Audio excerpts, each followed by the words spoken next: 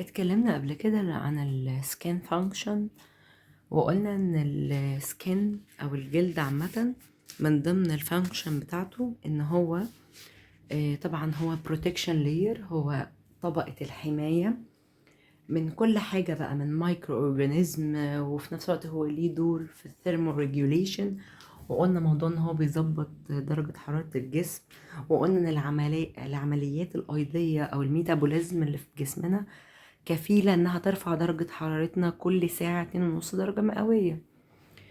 وقلنا من ضمن الفانكشن او الرول بتاعت السكن او دور الجلد برضو وظيفته، يعني حاجة مهمة جدا، وهي تصنيع فيتامين دي.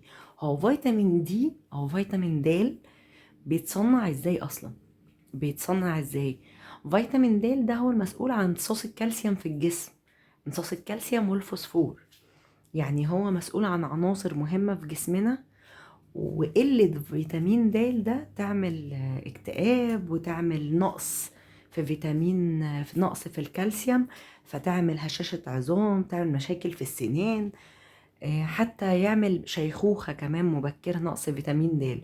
هو في الحقيقة في أقاويل بنت أو جرت العادة إن احنا بنقول عليه فيتامين د، لكن هو أصله هرمون مش فيتامين. يعني هو أساسا يعتبر هرمون، يبقى فيتامين د هو مفروض هرمون مش فيتامين. وهو بيتصنع ازاي بقى؟ عن طريق ايه؟ عن طريق ان الجلد بتاعنا احنا يتعرض لأشعة الشمس. الجلد او السكين بتاعنا ده بيتعرض لأشعة الشمس. طيب لما يتعرض لأشعة الشمس بيحصل ايه؟ بيبتدي تصنيع فيتامين د. تمام. طيب اي اشعه شمس كده يتعرض لها الجلد تقوم تصنع فيتامين د؟ لا، نوع معين من اشعه الشمس، وهي الاشعه الفوق بنفسجيه. تمام. طيب اللي هي ايه؟ اللي هي الالترا فايلوت. طب الالترا فايلوت دي او الاشعه الفوق بنفسجيه دي في منها نوعين. في يو في اللي هي الترا فايلوت، يو في اي وبي. في اي وبي. انهي نوع منهم اللي بيصنع لي فيتامين د؟ انهي نوع منهم اللي لما اتعرض له بيحفز او بيساعد في تصنيع فيتامين د؟ بي. اليو في بي، الالترا فايلوت نوع بي، مش ايه، نوع بي. النوع بي ده هو اللي مفيد واللي انا بحب استخدمه. عشان كده كان ساعات يقولك ما تاخدش صن بلوك قوي، استخدم صن سكرين، او استخدم حاجه تعديلك الاشعه النافعه لكن ما تعدلكش الاشعه الضاره، اللي هي بتعمل بيرن او كده. فعشان كده الاشعه الفوق بنفسجيه النوع بي، اليو في بي دي مهمه جدا في تصنيع فيتامين د. ودي وقتها بيبقى امتى؟ يعني المفروض اتعرض للشمس امتى؟ من الساعه 10 ل 11 الصبح قبل الظهر يعني على طول، او 4 ل 5 العصر، هي دي الاشعه الكويسه. وفيتامين د موجود في اغذيه، طبعا موجود في مواد غذائية كتير، بس مش بالنسبة اللي انت هتاخدها لما تتعرض للشمس وتصنع فيتامين د. يعني النسبة اللي انت بتكونها او بتصنعها في جسمك عمرها ما هتكون زي اللي موجودة في المواد الغذائية. طب هو موجود في مواد غذائية زي ايه؟ في الحليب المدعم ومنتجاته، الحليب عامة، زيت كبد الحوت، صفار البيض، الكبدة، الأسماك الدهنية زي السلمون، التونة، السردين، حليب الصويا. طيب يبقى احنا اتفقنا ان أشعة الشمس دي من المصادر الرئيسية اللي تساعدك على إنتاج فيتامين د. عشان كده يعني يفضل دايما ان احنا نتعرض للشمس لمدة من 15 ل 30 دقيقة 3 مرات في الأسبوع. يعني 3 أيام في الأسبوع على الأقل نكون بنتعرض للشمس من 15 ل 30 دقيقة، من ربع لنص ساعة بالكتير. وفي الوقت اللي قلنا عليه من 10 ل 11 مساء، أو من 4 ل 5 العصر. طيب فيتامين د ده الكميات المطلوبة منه بتبقى الحديث الولادة حوالي 400 وحدة دولية. يعني عمر من حديث الولادة لحد عمر سنة حوالي 400 وحدة دولية. 400 وحدة دولية اللي هي لما بيبقى مكتوب جنب التركيز بتاع مثلا اقراص فيتامين د زي دي دب بيبقى مكتوب مثلا جنبها يو اي او اي يو، اللي هي انترناشونال يونت اي يو، دي معناها وحدة دولية. يبقى حديث الولادة العمر سنة محتاجين 400 وحدة دولية. الأطفال لحد عمر 13 سنة محتاجين 600 وحدة دولية. اللي فوق ال 13 سنة من 14 بقى سنة لحد 18 سنة محتاجين 600 برضو. يبقى من سنة لحد 18 محتاجين 600 ايو، 600 وحدة دولية من فيتامين د. فوق كده بقى من 19 سنة لحد 70 سنة برضو محتاجين 600 وحدة دولية. فوق ال70 سنة على الأقل 800 وحدة دولية، 800 وحدة دولية أو أكتر. طب لو حد ما بيتعرضش للشمس خالص يبقى ياخد فيتامين د 1000 وحدة دولية. تمام، 1000 وحدة دولية ده على الأقل، ده اللي هو المينيموم قوي في الريكوايرمنت بتاعت الفيتامين د، عشان هو مهم جدا. زي ما قلنا هو بيساعد امتصاص الكالسيوم والفوسفور من الأمعاء، وبيحافظ على مستوياتهم في الدم.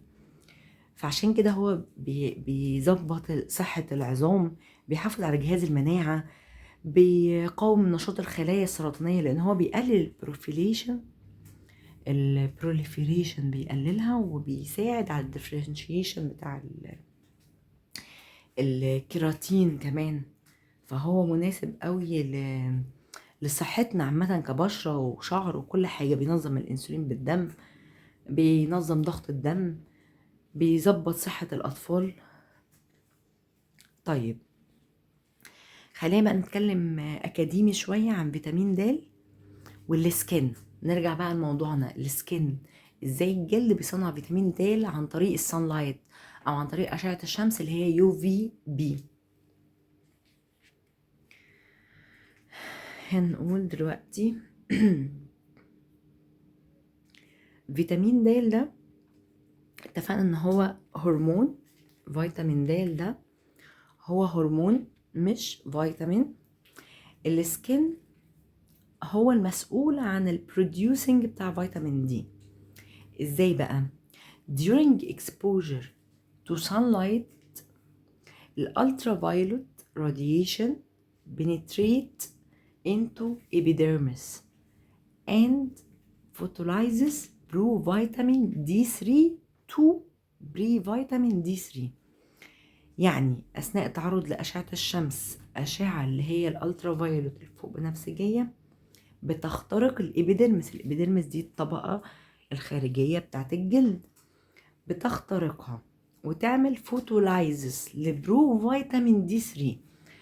الطبقة بتاعت الجلد مليانة بمواد اسمها كولي كالسيفيرول. تمام، بصوا خلينا نتفق ان في ارجو كالسيفيرول، او في نوعين، يعني في دي 2 ودي 3. الدي 2 ده موجود في البلانت والفانجاي. الدي 3 ده بتاع الانيمال اللي هم انكلودنج هيومن، بتاعنا احنا البني ادمين الدي 3. تمام، فهو بيحول البرو فيتامين دي 3 لفيتامين دي 3 او اسمه بري فيتامين دي 3. ده كمان بيتعمل ايزومرايز لايه بقى؟ لفيتامين دي 3 او فوتولايزد تو لميستيرول اند تاكستيرول. مش مهم الكلام ده قوي، مهم فيتامين د بيقولك سنسيتيف قوي للسان لايت وفوتولايزد. يبقى هو انت اول ما تتعرض السكين للسان لايت، السان لايت دي انهي نوع منها؟ الاطوال الموجيه ما بين 270 ل 300 طول موجي، هيخترق الابيديرمس بتاعه السكين ويبدا ياخد اللي هو زي ما قلنا كولي كالسيفيرول، يبدا في تصنيع فيتامين دي 3. تمام وقلنا فيتامين دي 3 ده sensitive للsunlight and is photolyzed to 5-6 ترانس فيتامين دي 3 سوبراستيرول 1 and سوبراستيرول 2. تمام، برضو ده مش مهم قوي. الكلام ده يعني هنتكلم بصفة عامة. طيب بيقولي في كده معلومة كانوا بيقولوا في مدينة بوسطن. في مدينة بوسطن دي هي ما فيهاش أشعة شمس، مش زينا يعني. احنا في مصر عندنا الحمد لله أشعة شمس كويسة. في مدينة زي بوسطن دي بيقولك ما فيهاش أشعة شمس، فهم تقريبا فيتامين د ده بيتصنع عندهم بس من بين شهر مارس وأكتوبر، هي دي اللي بتبقى أشعة الشمس عندهم أكتر. تمام. طيب بيقولي برضو حاجة تانية، ان في عوامل كتيرة تتدخل في الموضوع ده. ما احنا قلنا الجلد هو اللي بيمتص أشعة الشمس دي، اللي هي الالترا فايلوت، اللي هي الطول الموجي ما بين 270 ل 300، وبالظبط حوالي 294 او 95. هم دول اللي بيقدروا يخترقوا الإبيديرمس وبيعملوا العمليات بتاعتهم. طب ده بيتوقف على عوامل برضو، منها مثلا لون الجلد، الكالر، الميلانين. يعني لو في ميلانين كتير او دارك سكين اكتر، ده مش هيعديلي أشعة شمس، يعني على حسب، يعني لو هو دارك مش هيعديلي أشعة شمس كتير قوي، فممكن نلاقي فيتامين دي أقل شوية عندهم. فاحنا خلينا نقول ان الايجينج، السان سكرينز، الميلانين، كل دي حاجات ليها علاقة بالكاباسيتي بتاعت السكين ان هي تصنع الفيتامين دي 3. تمام. العمر يعني تقدم العمر، السان سكرينز، الميلانين، دي كلها حاجات اذا كانت يعني عوامل بتدخل في تصنيع فيتامين د. بيقول لي once formed، يعني بمجرد ما فيتامين د ده once formed فيتامين دي 3، بمجرد ما هو يتكون، هو فيتامين د ده يعني enters the circulation and is sequentially metabolized to 25 هيدروكسي فيتامين دي 3 and 25 داي هيدروكسي فيتامين دي 3. من الاخر يعني بمجرد ما هو البري فيتامين، زي ما قلنا كده، احنا قلنا دلوقتي ان بمجرد ما الجلد بيتعرض للالترا فايلوت بيحصل فوتولايزس للبرو فيتامين دي 3 او الكوليكالسيفرول، بيحولوا يعني للبري فيتامين دي 3. البري فيتامين دي 3 ده بمجرد ما يتكون بيقوم على طول فيتامين د ده يدخل السيركيوليشن ويبدأ يحصل له ميتابولايز لإيه بقى؟ لواحد 25 داي هيدروكسي فيتامين دي 3 أو كوليكالسيفيرول أو الكالسيفيرول، كالسيترول قصدي. تمام. الإبيديرمس عندها الريسبتورز بتاعت 1.25 داي هيدروكسي فيتامين دي 3. تمام. 1.25 داي هيدروكسي دي 3 inhibit البروليفيريشن بتاعت الكالتشرد keratinocytes and induce them to terminally differentiate.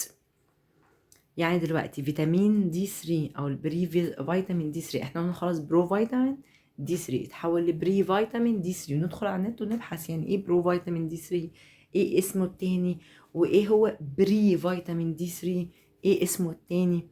وبري فيتامين دي 3 ده بمجرد ما يتكون لما الأشعة دخلت بيحصل ايه؟ فيتامين دي 3 بيدخل السيركيوليشن، يحصل له ميتابولايز لايه؟ 1.25 داي هيدروكسي فيتامين دي 3. طب ايه هو 1.25 داي هيدروكسي فيتامين دي 3 ده؟ كالسيفيرول ولا كالسيتيرول ولا مين فيهم؟ طيب وده بيعمل ايه المركب ده؟ ده بينهبت البروليفيريشن بتاعت الكالتشرد كراتينوسايت، تمام، خلايا اللي هي الكراتين، وبيخليها تعمل ديفرنشيشن، فده بيساعد برضو في نمو الشعر. ما احنا هناخدها وهنقولها تاني في الشعرية بالتفصيل، هنتكلم على الكراتين بالتفصيل في الشعر.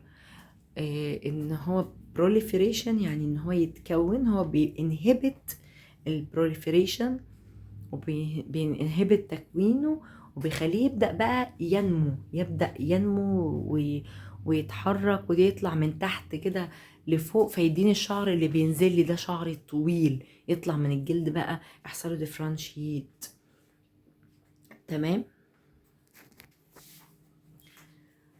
بس المهم ان احنا اللي يهمنا ان الجلد بيدخل في الاخر، بعيدا عن الحاجات الاكاديمية البحتة دي والمواد وكده، بيدخل في صناعة فيتامين دي 3. شكرا.